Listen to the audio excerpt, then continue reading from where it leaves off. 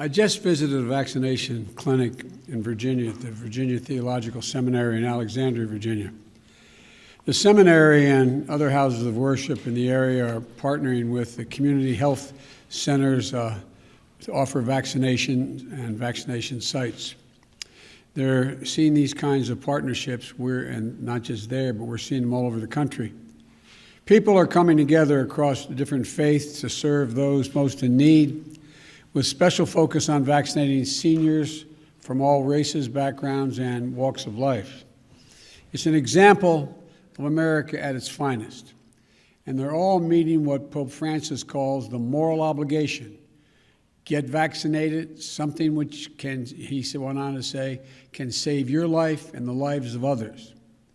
And I was at the seminary clinic to mark an important milestone as well.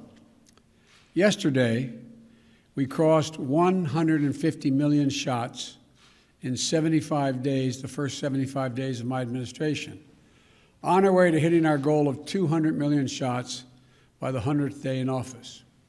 That, of course, is the new goal I set after passing the original mark of 100 million shots in my first 100 days, doing that in just 58 days. At the time, some said 100 million shots was too ambitious, and then they said it wasn't ambitious enough. Well, we got to keep moving. If we could raise it up higher, I'd do that as well. But we know what we have to do. We have to ramp up a whole-of-government approach that rallies the whole country and puts us on a war footing to truly beat this virus. And that's what we've been doing, getting enough vaccine supply, mobilizing more vaccinators, creating more places to get vaccinated, and we're now administering an average of 3 million shots per day, over 20 million shots a week. On Saturday alone, we reported more than 4 million shots were administered. We're the first country to administer 150 million shots and the first country to fully vaccinate over 62 million people. But here's the deal. I promise an update to the American people every 50 millionth shot. And I'm already back to update you a little over 2.5 weeks later. I promised in the beginning that I'd always give you the straight scoop, straight from the shoulder, the good and the bad. Well, here's the truth. The good news is we're on track to beat our goal of 200 million shots in the first 100 days. More than 75% of the people over the age of 65 have gotten shots, up from 8% when we took office. That's a dramatic turnaround and critical because seniors account for 80% of all COVID deaths. To help support my goal of safely reopening the majority of K-8 schools by my 100th day in office, I directed states in early March to make educators and child care workers eligible for vaccines and to get a goal of getting all who wanted the vaccination to be able to have one and to do it in the month of March. I'm pleased to report, according to CDC estimates, over 80% of teachers, school staff, and child care workers received at least one shot by the end of March. And that's great progress protecting our educators, our essential workers. And because our vaccine program is in overdrive, we're making it easier to get a vaccination shot. Last week, I announced that by April 19th of this month, 90% of all Americans will be within 5 miles of a vaccination site. And further good news is that we're getting more and more data on just how effective the vaccines are. Dr. Fauci recently cited 2 studies from the New England Journal of Medicine that found fully vaccinated care workers, healthcare workers, on the front lines had extremely low infection rates, less than 0.2%, compared to unvaccinated healthcare workers who had considerably higher infection rates. So we're making incredible progress. There's a lot of good news, but there's also some bad news. New variants of the virus are spreading and they're moving quickly. Cases are going back up. Hospitalizations are no longer declining. While deaths are still down, way down from January, they're going up in some places. So you might ask, everybody's asking, what does that mean? I understand that people may find it confusing, that the vaccination program is saving tens of thousands of lives, but the pandemic remains dangerous. Let me explain it in a single word: time. Time. Even moving at the record speed we're moving at, we're not even halfway through vaccinating over 300 million Americans. This is going to take time. Remember, for a 2-dose vaccine, it takes weeks from the time you get your first one until you're able to get your second shot, which makes you fully protected. If you get your first shot next week in mid-April, you won't be fully protected until May, late May. If you get your first shot in mid-May, you aren't fully protected until late June. So look, now, on the one hand, June isn't that far away given how long this has been going on, but it isn't here yet either. So the virus is spreading because we have too many people who, seeing the end in sight, think we're at the finish line already. But let me be deadly earnest with you. We aren't at the finish line. We still have a lot of work to do. We're still in a life and death race against this virus. Until we get more people vaccinated, we need everyone to wash their hands, socially distance, and mask up in a recommended mask from the CDC. Think about it this way. Better times are ahead. And as I said before, we can have a safe, happy 4th of July with your family and your friends in small groups in your backyard.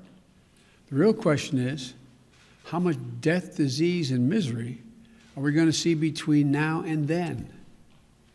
In January, just the month of January, we lost 95,774 Americans.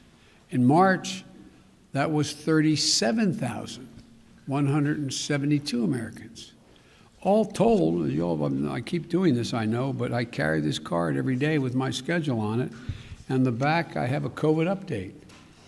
The total number of deaths in the United States to date is 554,064 dead. That's lives that have been lost. What we do now is going to determine how many people we'll save or lose in the month of April and May and June before we get to July 4th. So please, until we're further along in this accelerating, successful, but still growing vaccination effort, please wash your hands, practice social distancing, wear a mask as recommended by the CDC, get vaccinated when it's your turn. Well, while I'm asking Americans, the American people, to do their jobs, here's what I'm doing. When we first started our vaccination program, there were real questions how quickly we could get shots in people's arms. Well, by the end of May, the vast majority of adult Americans will have gotten at least their first shot. That's success. That success is going to save lives and get this country back to normal sooner. But it's not enough. On March the 11th, I announced that I was opening up all vaccination sites to all adults by May 1st. Many governors, Democrats and Republicans, responded and decided to beat that date, which was good.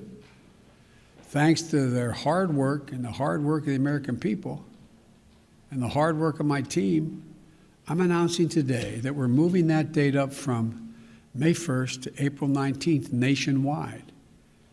That means by no later than April 19th, in every part of this country, every adult over the age of 18 or older will be eligible to be vaccinated.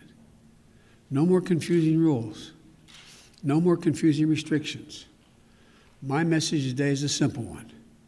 Many states have already opened up to all adults. But beginning April 19th, every adult in every state, every adult in this country is eligible to get in line to get a COVID vaccination. And today, in advance of that new national full eligibility date, I want to make a direct appeal to our seniors and everyone who cares about them. While we have made incredible progress vaccinating 3/4 of our seniors and putting vaccination sites within 5 miles of 90% of the public, it still isn't enough. It's simple. Seniors, it's time for you to get vaccinated now. Get vaccinated now. To make it easier, my administration is sending aid to community groups to drive seniors to vaccination sites. We're incredibly grateful to all the volunteers, houses of worship, and civic groups that are helping us in this effort. This is America. We take care of one another. We have to keep it up. As I ask seniors to sign up for their shots now, I also have a message for people under 65. If you know someone over 65 who's not gotten this life-saving vaccine, call them now. Work with them to get their shots this week or next. Pick them up, drive them. It can be your parents, your grandparents, your aunt, uncle, your neighbors. And finally, even after we open up vaccinations to all adults and put a site within 5 miles of 90% of the public, we know there are many people who still struggle to get access to a shot. We know that there are a number of seniors and people with disabilities and people in many communities of color who may be isolated and lack access to transportation. That's why we're ramping up transportation to vaccination centers and deploying more mobile units and pop-up clinics in the places close to where people live. That's why we're working with faith-based organizations and other community groups to host vaccination clinics, sign people up for appointments, get help them get those appointments. That's why we're sending even more vaccines to community health centers like the one I was at today, that altogether serve nearly 30 million Americans, like the ones I visited today. 2/3 of the patients at community health centers live at or below the poverty level. 60% are racial and ethnic minorities. To reach them, we're investing nearly $10 billion to expand testing, treatment, and vaccinations for the hardest hit, yet most underserved communities. Let me close with this. We've vaccinated more people than any other nation on earth. The vaccines have proven to be safe and effective. That should give us real hope. But we can't let it make us complacent. Despite the progress we're making as a nation, I want every American to know in no uncertain terms that this fight isn't over. This progress we've worked so hard to achieve can be reversed. Now's not the time to let down. Now's not the time to celebrate. It's time to do what we do best as a country, do our duty, our jobs, taking care of one another. And we can and will do this, but we can't let up now. My hope is, before the summer's over, I'm talking to you all about how we have even access to more vaccines than we need to take care of every American. And we're helping other poor countries, countries around the world that don't have the money, the time, the expertise. Because until this vaccine is available to the world, and we're beating back the vaccine, the virus in other countries, we're not really completely safe. So we've made great progress. I'm still looking forward to the prospect that we keep the pace we're on and we listen to one another and take the precautions I talked about, that you'll be able to have a 4th of July, an Independence Day on July the 4th, as I defined about 3 weeks ago. I want to have an Independence Day, an independence from the COVID. So you're able to get in the backyard with a small group of people, friends and neighbors, and celebrate Independence Day because you've been vaccinated, because you're safe, because you're in the clear. May God bless you all, and may God protect our troops. Thank you so much for listening. Thank you. Mr. President, talks going, Mr. President, in Vienna, how are the I'll report on that later. Mr. President, do you think the Masters golf tournament should be moved out of Georgia? I think that's up to the Masters. Look,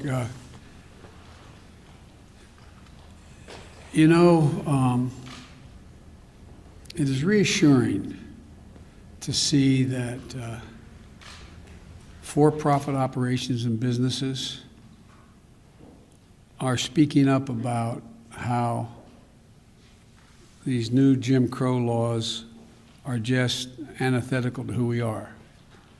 There's another side to it, too. The other side to it, too, is when they, in fact, move out of Georgia, the people who need the help the most, people who are making hourly wages, sometimes get hurt the most. I think it's a very tough decision for a corporation to make or a group to make. But I respect them when they make that judgment, and I support whatever judgment they make. But it's the best way to deal with this is for Georgia and other states to smarten up. Stop it. Stop it. It's about giving people two votes.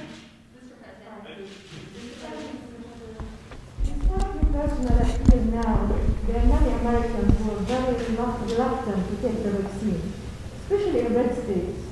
Why the White House hasn't used a more forceful campaign, like advertisement on television, for example, to convince Americans to take that vaccine? Well, we are doing that. And by the way, the number of people who are reluctant to take it continues to diminish across the country as they see their neighbors, particularly in communities that have been now there's a different group of people. There's a group of people who've been reluctant because of past, how can I say it, past wrongs that have been done to them, experimentation, not sure that they're being told the truth, et cetera.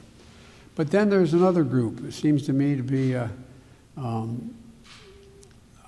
probably shouldn't characterize it, but Mitch McConnell keeps speaking to them, which I give him credit for, saying the idea, he said the polling data shows Republican men, particularly young men, don't think they should have to take the vaccine. It's their patriotic right not to do it, their freedom to choose. And he's saying, no, take the vaccine. Take the vaccine. And I'll add a phrase he didn't, but I think he believes. It's a patriotic responsibility you have. Last question. Mr. President, have you spoken to the Federal Reserve Chairman Jay Powell yet? I have not. Can you say why? Do you plan to speak to him? I am not. Look, I think the Federal Reserve is an independent operation. And starting off my presidency, I want to be real clear that I'm not going to do the kinds of things that have been done in the last administration, either talking to the Attorney General about who he's going to prosecute or not prosecute and under what circumstances, or the Fed telling them what they should and shouldn't do, even though that wouldn't be the basis upon which I'd be talking to them. So I've been very fastidious about not talking to them, but I do talk to the Secretary of Treasury. Thank you all very much. More on COVID, Mr. President. You mentioned 554,064 American dead from COVID-19. A lot of families want to know how this happened, how it got here. Have you had a chance to speak to any of your international partners, any of President Xi, who I know you go way back with? Have you had a chance to ask him if these reports are true that China maybe misled the world at the beginning? No, I have not had a conversation with President Xi. Thank you.